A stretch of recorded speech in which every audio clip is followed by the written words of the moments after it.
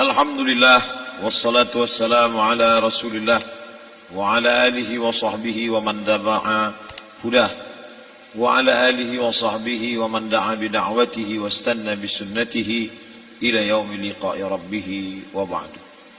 Sama-sama kita hormati Bapak Kepala Kanwil Badan Pertahanan Nasional Provinsi Badan Pertanahan Nasional Provinsi Riau, Bapak Dr. Andus Haji Lukman Hakim SH.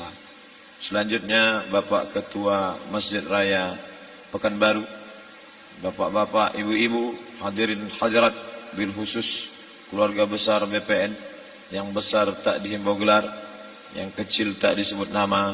Insyaallah kita semua hamba-hamba yang dimuliakan Allah Subhanahu wa taala. Amin ya rabbal alamin.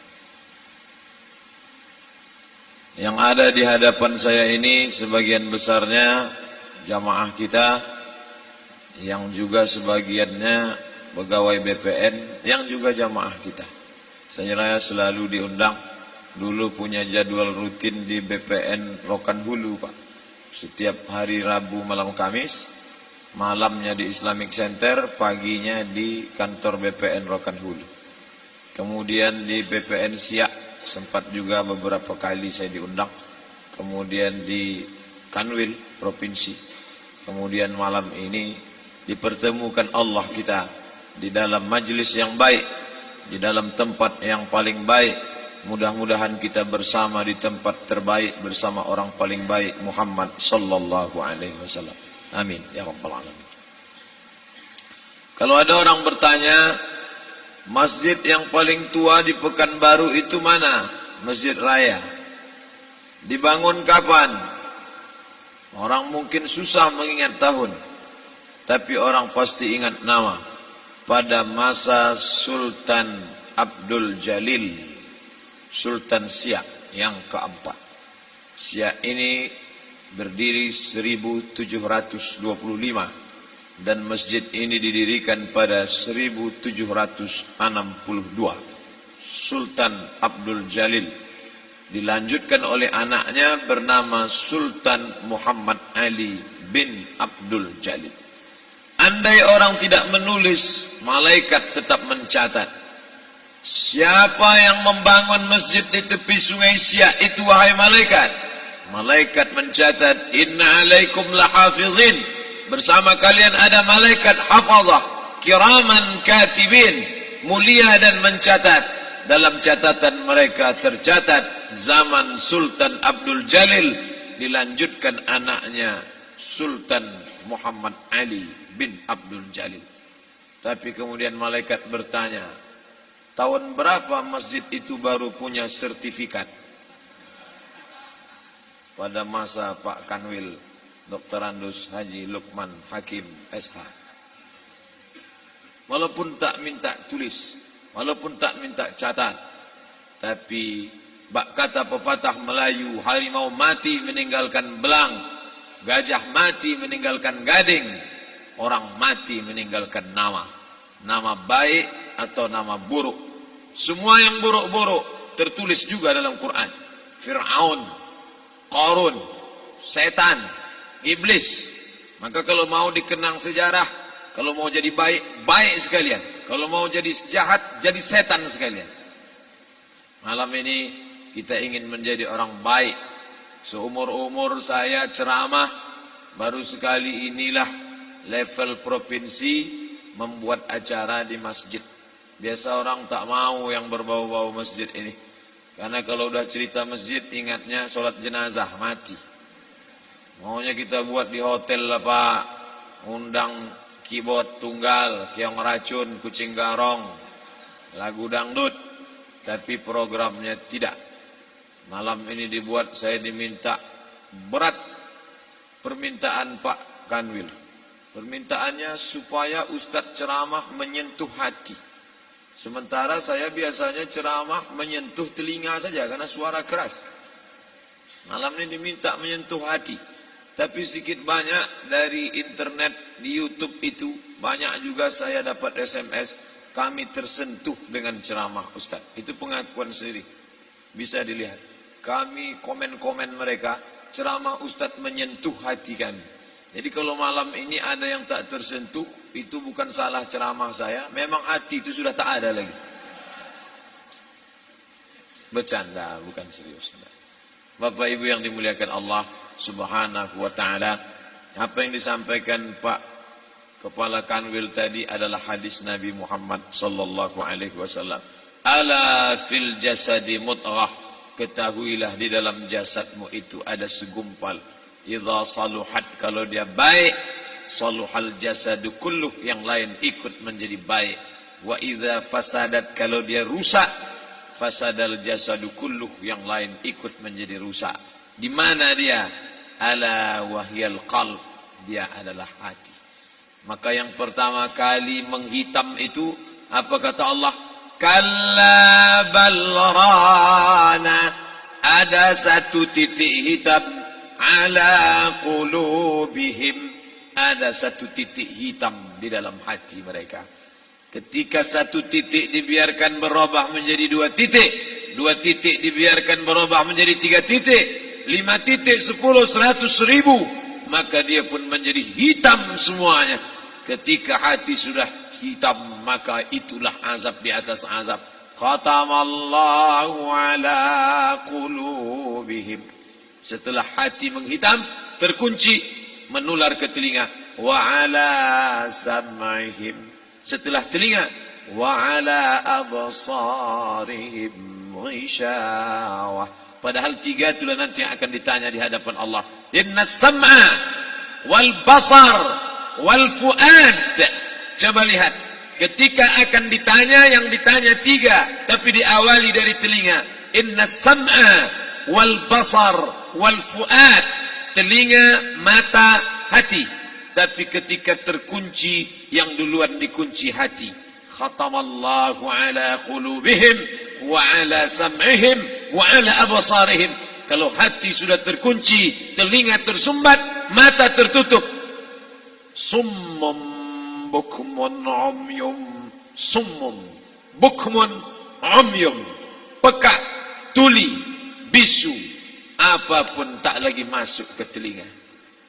Malam ini kita menyadarkan diri kita, terlebih lagi yang berceramah, jangan kau hanya sampai menyampaikan ayat saja. Hai Abdul Samad, apakah kau yang bicara itu hatimu sudah hidup?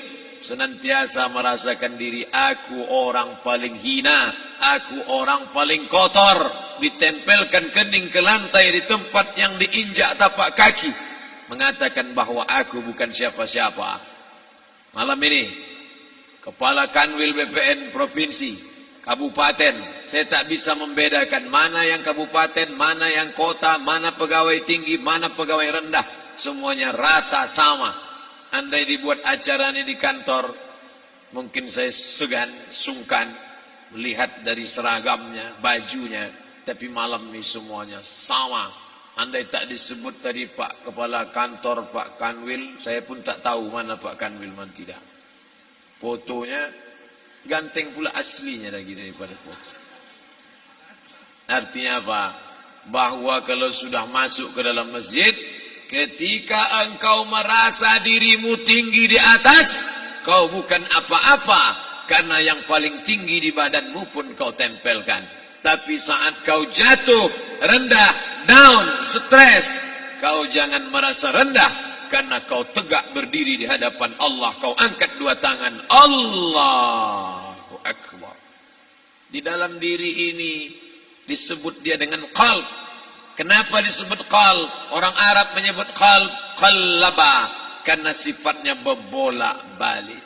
Pada saat selesai salat, astaghfirullahalazim, tidak ada yang paling bersih, dia bersih. Tapi pada saat petang sore hari, yusbihu mu'minan, paginya putih, bersih, tak bernoda. Wa yumsi kafiran, petangnya hitam. Makanya dari pagi dibersihkan. Salat subuh bersih, salat zuhur bersih, condong matahari salat asar bersih, tenggelam matahari salat maghrib bersih, sempurna gelap malam salat isya bersih. Tengah malam bangun tahajud munajat, di tengah malam orang tertidur.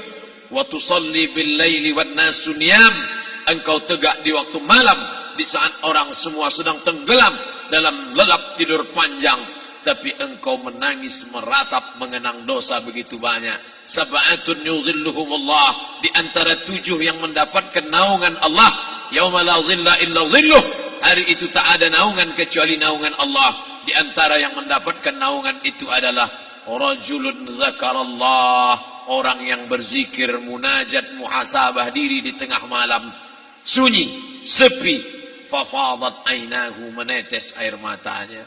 Berapa banyak sudah harta dititipkan Allah, berapa kupakai untuk zakat, wakaf, infak, sedekah, wasiat, hibah, ghanimah, harta rampasan perang di zaman Nabi. 7 harta yang akan menolong di hadapan Allah, 1 pun tak dipakai. Umur diberikan Allah 40, 60, 70. Berapa yang kupakai untuk menolong agama Allah? Berapa yang kupakai untuk mengingat Allah?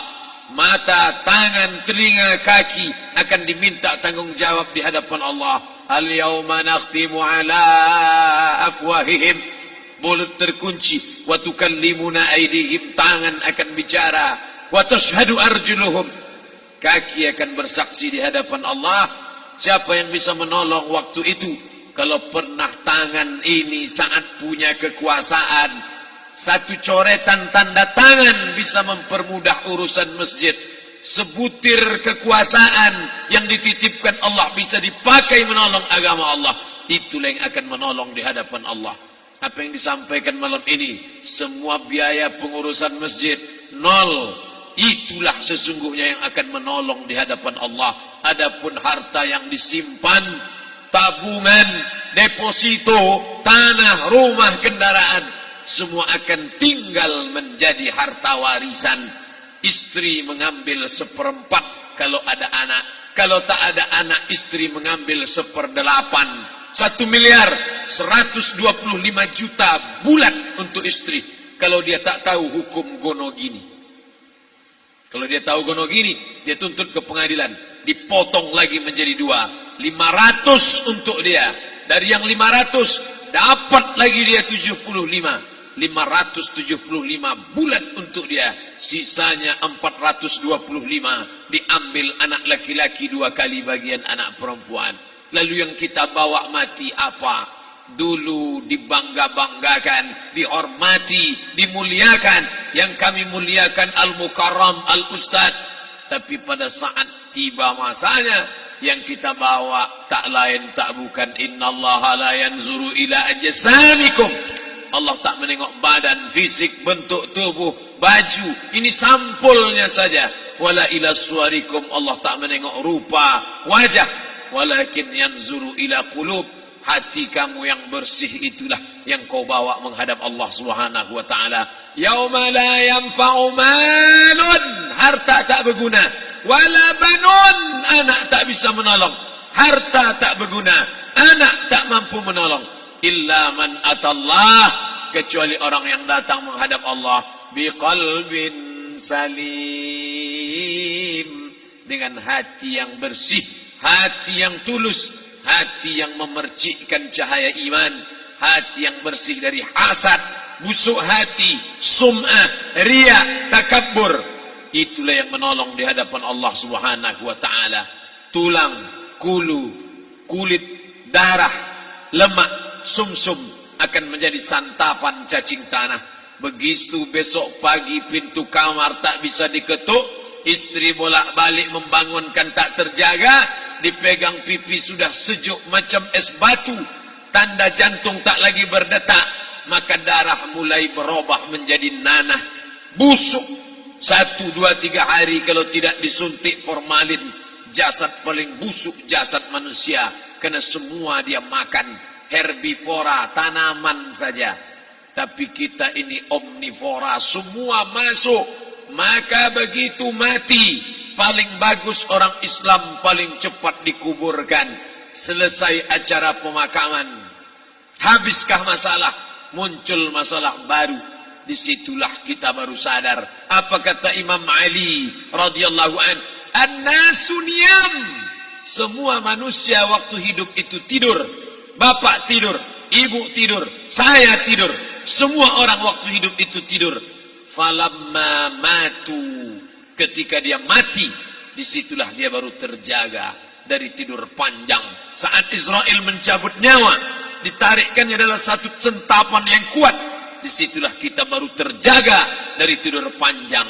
Betapa aku meninggalkan salat, betapa aku tak berzakat, betapa dulu kekuasaan. Aku lulus umur 30, pensiun 58, 28 tahun apapun tak pernah kubuat untuk agama. Sibuk membesarkan anak, sibuk mengurus warisan. Anak pun tak ingat dengan kita karena kita lupa menanamkan pendidikan agama di dalam otak kepalanya. Andai dulu pernah dia dibawa ke masjid, andai dulu pernah dia dibawa umrah, andai dulu dia dimasukkan SD IT, SMP IT, SMA IT, Islamic Boarding School, dibawa ke masjid, takkan dia lupa mendoakan selesai salat, Rabbighfirli wali walidayya warhamhuma kama rabbayani saghira. Harta yang banyak tak sempat menolong agama Allah. Anak tunggal semata wayang tak sempat dididik agama. Istri meninggalkan dalam keadaan stres susah hatinya karena dia tak diajarkan sabar menerima ridha ketetapan takdir Allah. Dan paling celaka, tak pernah anggota tubuh ini dipakai untuk berzikir, muhasabah, mengingat Allah. Tak pernah mata dipakai menengok Quran, kitab suci Allah. Tak pernah dipakai hati merenung sejenak, apa yang akan kubawa mati menghadap Allah Subhanahu wa ta'ala. Malam ini saya tak minta diajak ceramah tentang hukum zakat, hukum puasa. Saya tidak diajak tanya jawab apa hukum unjuk rasa besok tanggal 4. Yang ditanya adalah bagaimana kita merenung sejenak. Abdul Somad, engkau berhadapan dengan para pegawai Badan Pertanahan Nasional Provinsi Riau, berkumpul 12 kabupaten kota. Ini orang-orang ngurus tanah, dari dalam tanah naik ke atas tanah, ngurus tanah, ngurus tanah, ngurus tanah, masuk ke dalam tanah. Abdul Somad dari dalam tanah naik ke atas tanah, ceramah, ceramah, ceramah, ceramah, ceramah, masuk balik ke dalam tanah. Yang kau bawa apa? Baju koko tinggal, peci tinggal, pakaian kehormatan tinggal. Yang tentara belum pernah saya diundang. Ustadz besok datang takziah, bapak anu tentara meninggal, tahu-tahu kain kafannya loreng. Tak ada. Yang kau bawa kain tidak berjahit, disobek, kerak. Itu yang akan menyampul kulitmu yang selama ini kau dimandikan, dibersihkan oleh ibumu dulu 60 tahun yang lalu. Sampai masanya kau lupa kapan kau dimandikan dulu. Sekarang ruh melihat, disebut dia ruh karena dia raha ya ruhu ruh, seperti aroma semerbak yang datang pergi hinggap. Ruh sampai masanya dia datang masuk ke dalam jasad. Ruh sampai masanya dia pergi meninggalkan jasad. Malam ini dimuliakan Al-Mukarram Haji Abdul Somad LCMA. Kenapa Abdul Somad ini dimuliakan? Karena ruh hinggap sejenak sebentar, sampai masanya besok pagi dia ruh keluar dari dalam tubuh ini. Anak yang katanya ayahku sayang, istri katanya kaulah abang, sampai masanya mereka tak lagi mau mendekat. Rumah itu saya yang buat, saya yang mengukurnya. Tapi begitu ruh sudah keluar dari badan, tidak satu pun semeter, sesenti, sejengkal, sehasta ada tempat di rumah itu untuk jenazah bernama jenazah Abdul Somad. Dulu orang bertanya, rumah Ustadz Somad di mana? Hari ini orang tidak lagi bertanya, tak lagi menyebut nama. Orang sudah mengatakan kuburnya mana. Dulu kalau dia masuk masjid, didatangi orang, disalami orang, mahasiswa, anak-anak, remaja mencium tangannya sebagai tanda hormat. Tapi begitu diletakkan keranda, kita akan sholat jenazah nanti selepas sholat zuhur. Apa kata orang? Letakkan di tepi sana, letakkan di tepi sana. Tak satu pun mau mendekat, letakkan dia di sana. Bahkan sebagian mengatakan jalan jangan dalam masjid, letakkan dia di luar. Dia tidak disebut engkau yang mulia, tidak digunakan kata ganti orang langsung. Letakkan dia di sana. Bahkan sebagian tak lagi, padahal tempat paling mulia sebelah kanan, orang tak lagi mau di kanan, mulai dia menjauh ke kiri. Kenapa kau ke sana? Takut aku mimpi hantu nanti malam. Mana kawan, sahabat, andai tolan, anak menantu, teman sekantor, semuanya pergi meninggalkan. Yang tetap dibawa, kalau pernah kaki melangkah salat berjamaah di masjid, kalau pernah tangan mengusap kepala anak yatim, kalau pernah tangan mengucap subhanallah. Nanti di akhir tausiah kita akan berzikir, munajat, muhasabah diri, berdoa, mengenang apa yang akan kita bawa menghadap Allah Subhanahu wa taala. Datang malaikat membawa kain kafan dari cahaya, akan menyambut ruh yang mulia. Hadis riwayat Ahmad bin Ambal dalam kitab Al-Musnad, turun malaikat berlomba-lomba membawa kain putih dari cahaya, menunggu ruh akan keluar. Ruh menetes seperti embun di ujung daun. Daun tidak bergoyang, ranting tidak patah.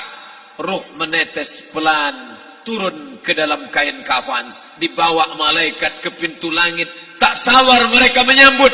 Inikah dia yang selama ini berjamaah? Inikah yang dulu ketika dititipkan kekuasaan menolong agama Allah? Kam min masyhurin fil ardi walam yakun ma'rufan fis sama. Berapa banyak yang masyhur terkenal di bumi, malaikat tak mengenal dia. Ini roh siapa? Tapi ini bukan LCMA, dia bukan ustaz, dia bukan ulama, tapi imannya dalam. Kekuasaan dipakai menolong agama Allah, ruhnya keluar di bawah. Semua malaikat mengucapkan salam. Inilah orang yang selama ini kami tunggu-tunggu. Catatannya sudah lama. Setiap pagi petang, malaikat subuh membawa catatan namanya, malaikat malam membawa catatan namanya. Kami merindukannya. Begitu orang-orang yang masyhur di langit, tapi tak dikenal makhluk bumi. Tapi ada sebaliknya, yang rohnya disentapkan, ditarik malaikat dengan begitu tarikan yang sangat kuat. Nabi bertanya saat Isra Mi'raj kepada mereka yang sudah mati ribuan tahun yang lalu, apa yang kalian rasakan? Yang satu mengatakan seperti tebasan pedang di tempat yang sama beratus kali. Yang satu mengatakan seperti kambing yang dikuliti hidup-hidup. Yang satu mengatakan seperti mata kail pancing ditarik dari kulit yang basah. Maka kita berdoa setiap selesai salat, Allahumma hawwin alaina, ringankan kami ya Allah, fi sakaratil maut, di saat sakaratul maut yang amat sangat menyakitkan itu. Dan mereka yang pergi tak pernah kembali, mereka yang mati tak pernah bercerita, kecuali hanya kepada Sayyidina wa Maulana Muhammad sallallahu alaihi wasallam. Di saat malam pertama di tempat yang gelap, di tempat yang tak pernah diimpikan oleh orang, tapi kita tetap melewati dan merasakannya. Perlahan-lahan cacing tanah, ular-ulat kalajengking akan menggerogoti kulit yang selama ini dimandikan, selama ini dipakaikan sampo yang mahal, selama ini dioleskan pelembab yang lembut. Tapi ternyata sebelum roh keluar jasad, setelah keluar, dia hanya akan menjadi santapan cacing tanah, hancur berkeping hari demi hari. Yang pertama kali membusuk adalah mata, karena dia berisi cairan. Cairan ini mengering, busuk dan berlubang. Lalu kemudian usus sebulan di dalam tanah, mulai dia menggelembung masuk angin dan dia meletus pecah. Cacing-cacing tanah mulai datang menggerogoti, memakan. Habis lemak, tulang, kulit, bulu, sumsum, darah, jantung, empedu, limpa, buah pinggang. Habis semuanya, tinggal tulang-tulang yang memutih, dimakan oleh tanah, ditelan oleh massa, sampai akhirnya Asi bin Wa'il membawa tulang yang kering itu kepada Nabi Muhammad, baginda Sayyidina wa Maulana Muhammad. Ya Muhammad, ayuhyi rabbuka hadzal izam, sanggupkah Tuhanmu menghidupkan tulang yang kering ini? Nabi diam tak menjawab, sampai akhirnya datang Jibril alaihi salam membawakan wahyu. Qul, katakan kepada dia, ayat ini dibaca malam Jumat. Bapak Ibu semua hafal, kita baca qul yuhyiha allazi ansha'aha awwala marrah wa huwa bikulli khalqin